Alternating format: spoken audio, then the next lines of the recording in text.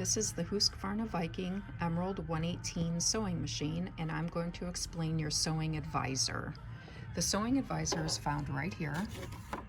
So when you pull this card out, this is what you see. To explain it, these are your sewing techniques, these are fabric types, and then these are the recommended stitches for each technique with each fabric type. So you have a seam, an overcast, seam with an overcast, basting, blind hem, regular hem, and a buttonhole.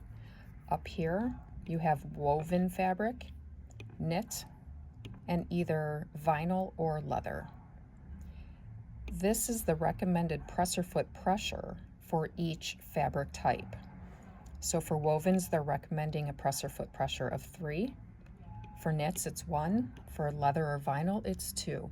And your presser foot pressure dial is located on the left-hand side of the machine, on the side. If you look over by your needle on the side, you'll see it. The orange means you're going to select a stitch from the top row of your stitches. The gray stitches means you're selecting a stitch from the bottom row of your stitches. For a seam on a woven fabric, they're recommending the A foot. This is a tension setting, so your tension should be somewhere between 4 and 6. Your stitch length at 2.5 and your width at 5. And a width at 5 means that your needle is in the center position. Now, if you want to do a seam on a knit, they're still recommending the A foot with a tension setting between 4 and 6.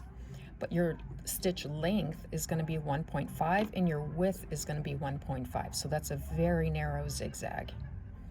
And that's how you read that. If you were going to go here to do a seam with an overcast on a knit fabric, they're recommending the B foot. You're going to select the stitch.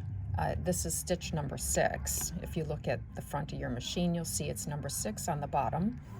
And to get that stitch, you're going to turn your stitch length dial to the gray area, and that will make the machine stitch this instead of the stitch that's on top, which is a seam with an overcast for a woven.